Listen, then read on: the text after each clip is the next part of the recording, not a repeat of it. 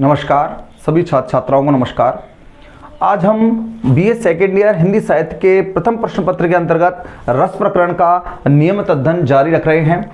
पिछली क्लास में हमने रसावयवों को पढ़ा था, जिसमें हम स्थायी भाव, विभाव और अनुभाव के बारे में अध्ययन कर चुके थे। अब अनुभाव के बारे में अध्ययन करते समय हमने देखा था कि अनुभाव जो है वो कितने प्रकार का होता है? 4 प्रकार का होता है। थोड़ा सा स्मरण कर लेते हैं। अनुभाव का संबंध किससे है? अनुभाव का संबंध किससे है? आश्रय से है।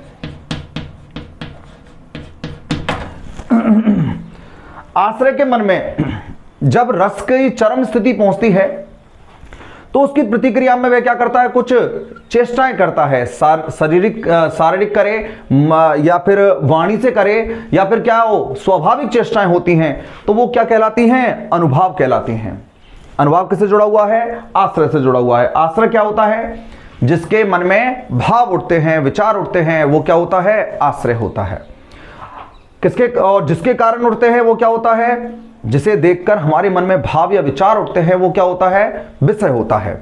तो हमने देखा था अनुभाव, अनु मतलब बाद में, भाव मतलब विचार, बाद में उठने वाले विचार जो क्या होते हैं? अनुभाव होते हैं। कल हमने अनुभाव के बारे में देखा था कि अनुभाव कितने प्रकार के होते हैं? 4 प्रकार के। कौन कौन से पढ़े थे हमने? कल पिछली क्लास में पढ़े थे हमने कायिक अनुभाव, वाचिक अनुभाव, आहार्य और सात्विक। हमने तीनों के बारे में देख लिया। सात्विक के बारे में देखते हैं। सात्विक क्या होता है? सात्विक अनुभाव। देखिए, कायिक में था काया, शरीर से संबंधित चेष्टाएं।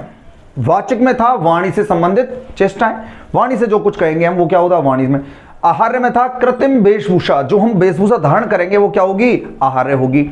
लेकिन एक अनुभाव ऐसा है, सात्विक अनुभाव, जिस पर आश्रय का कोई नियंत्रण नहीं होता। यह कैसा अनुभाव है? स्वाभाविक अनुभाव है, नैसर्गिक, प्राकृतिक है, अर्थात इस पर कोई हमारा नियंत्रण नहीं हो सकता। लेकिन जो 3 अनुभाव हैं उन पर हम नियंत्रण प्राप्त कर सकते हैं। लेकिन यह जो अनुभाव है सात्विक अनुभाव, इस पर व्यक्ति चाहकर भी नियंत्रण प्राप्त नहीं कर सकता। इसलिए इसको कैसे, क्या अनुभाव बोलते हैं? सात्विक अनुभाव कहा जाता है। अब सात्विक अनुभाव जो है वो कितने प्रकार का होता है, कैसा होता है, वो देखते हैं। सात्विक अनुभाव के प्रकार देखते हैं। पहला है, भेद देखते हैं इसके, स्तंभ।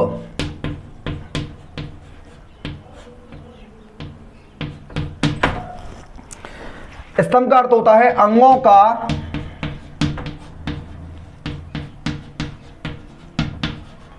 जड़वत हो जाना।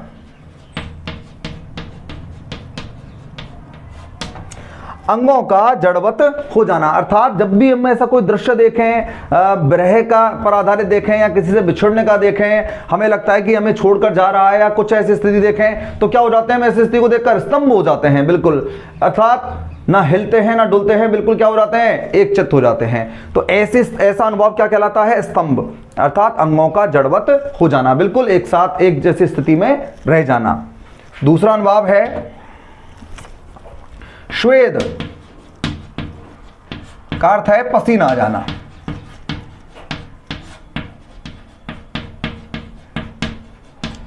अर्थात किसी भी ऐसी परिस्थिति को देखकर, घबराहट की स्थिति या किसी भी ऐसे दृश्य को देखकर क्या होता है? स्वेद अर्थात क्या आता है? पसीना है, मतलब हम क्या हो जाते हैं? घबराहट हो जाती है और पसीने आने लगते हैं। तो इस स्थिति पर हमारा कोई नियंत्रण नहीं हो सकता, क्योंकि ये क्या है? सत्व, मन की आंतरिक ऐसी प्रक्रिया है, प्रतिक्रिया है, जिस पर हम कोई नियंत्रण नहीं कर सकते। तो एक अनुभव कौन सा हो गया? स्वेद हो गया, जिसका अर्थ होता है पसीना आ जाना। तीसरा है रोमांच।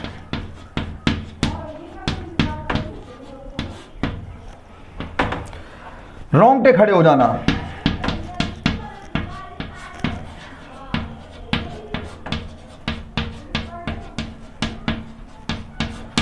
रोमांचित होना, किसी प्रसन्नचित्त बात को देखकर रोमांचित होना, या ऐसी कोई चीज जिसकी हमने कल्पना की नहीं की है, अनुमान नहीं किया, और वह हमारे सामने आए तो क्या हो जाते हैं? हम रोमांचित हो जाते हैं। तो हमारे जो रोम हैं वो क्या हो जाते हैं? खड़े हो जाते हैं। तो क्या होता है? अर्थात रोंगटे खड़े हो जाना। तो ये कौन सा अनुभव हो गया? रोमांच हो गया।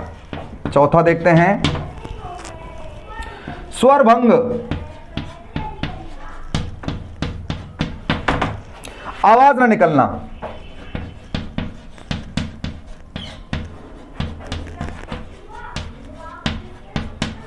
आवाज ने निकलना अर्थात कुछ भी बोलने की स्थिति नहीं होना।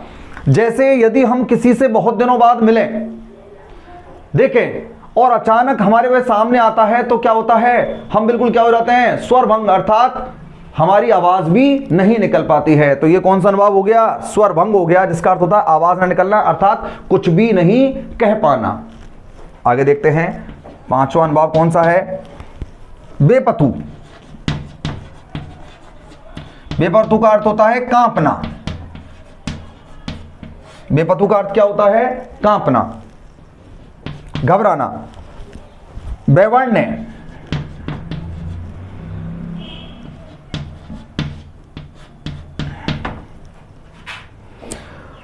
रंग उड़ जाना।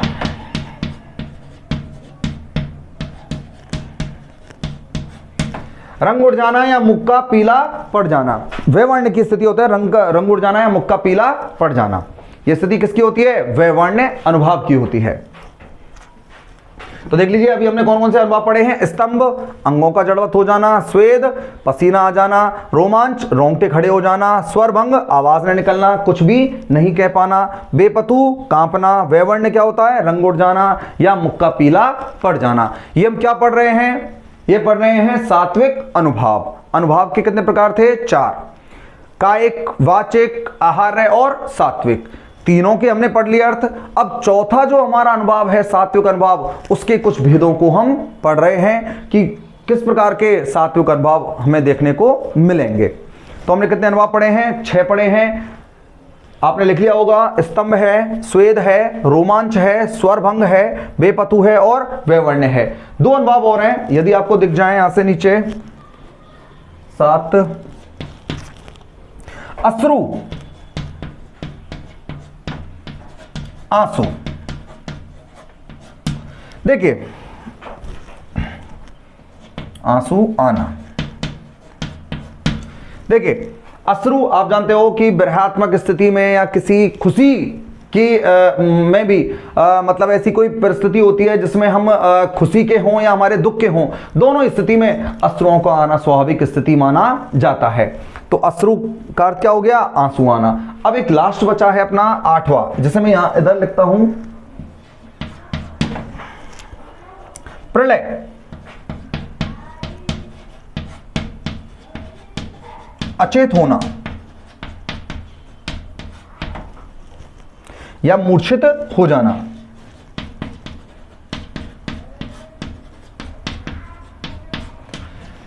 प्रलय, अचेत होना या मूर्छित होना, यह कैसा अनुभाव है, प्रलय, सात्विक अनुभाव माना जाता है। तो आज हमने क्या पढ़ा है, रस प्रकरण के अंतर्गत हम रसावयव पढ़ रहे हैं और रस के अवयव में हमने देखा है कि कौन सा पढ़ रहे हैं हम, अनुभव पढ़ रहे हैं। अनुभव का जो चौथा प्रकार है सात्विक अनुभाव, उसके भेदों के बारे में हमने आज अध्ययन प्राप्त किया है। इसके अंतर्गत ये अनुभव ऐसे हैं जिन पर आश्रय का कोई नियंत्रण नहीं होता, ये स्वाभाविक होते हैं और इनको वश में करना, इनको नियंत्रित करना बहुत ही असंभव है, बहुत ही मुश्किल कार्य है। इनको नियंत्रित नहीं किया जा सकता। देखिए अब हमारे सामने 3 प्रकार के हमारे रसावयव आ चुके हैं।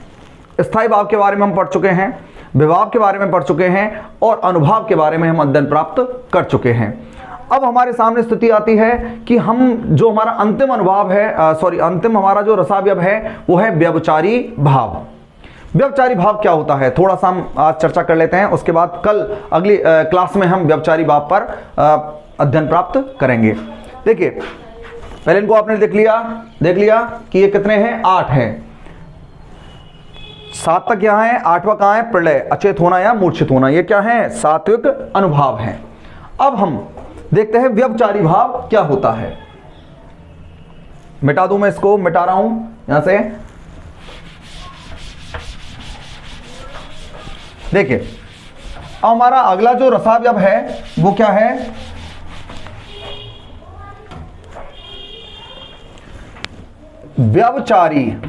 व्यभिचारी भाव। या इसको क्या बोलते हैं, संचारी भाव भी बोलते हैं। देखिए बड़ी ही आसान से और बड़ी सरलता से हम इनको याद कर सकते हैं। हमने एक सूत्र पढ़ा था भरत मुनि का, विभावानुभाव व्यवचारी संयोगादर्श निष्पत्ति, अर्थात विभाव हम पढ़ चुके हैं, अनुभाव पढ़ चुके हैं, व्यवचारी भाव के संयोगादर्श के संयोग से रस की निष्पत्ति होती है। तो अब हम क्या पढ़ेंगे, व्यवचारी या संचारी भाव पढ़ेंगे। क्या होता है संचारी, संचारी का अर्थ होता है संचरण, मतलब मन में संचरणशील रहने वाले भावों को क्या कहा जाता है, संचारी भाव कहा जाता है। अर्थात ये क्या रहते हैं, मन में संचरित रहते हैं, पानी के बुलबुलों की तरह बनते हैं और फूटते हैं। अर्थात जो विचार हैं हमारे वो मन में आते हैं और समाप्त हो जाते हैं, मतलब भाव जो उठते हैं और मिट जाते हैं। तो मन में संचरणशील रहने वाले भावों को क्या कहते हैं, संचारी भाव कहते हैं। ये क्या काम आते हैं, ये रसस्थायी भाव को रस की पूर्णता दिलाने में इनका बहुत ही महत्वपूर्ण सहयोग माना जाता है। इनके सहयोग से ही रस की क्या होती है, निष्पत्ति होती है। बिना इनके होने से रस की पूर्णता होना संभव नहीं है। इसलिए क्या होता है, संचारी भाव का जो संबंध है किससे है, रस निष्पत्ति से है। तो अब अगली क्लास में हम संचारी भाव के बारे में विस्तृत अध्ययन प्राप्त करेंगे। धन्यवाद।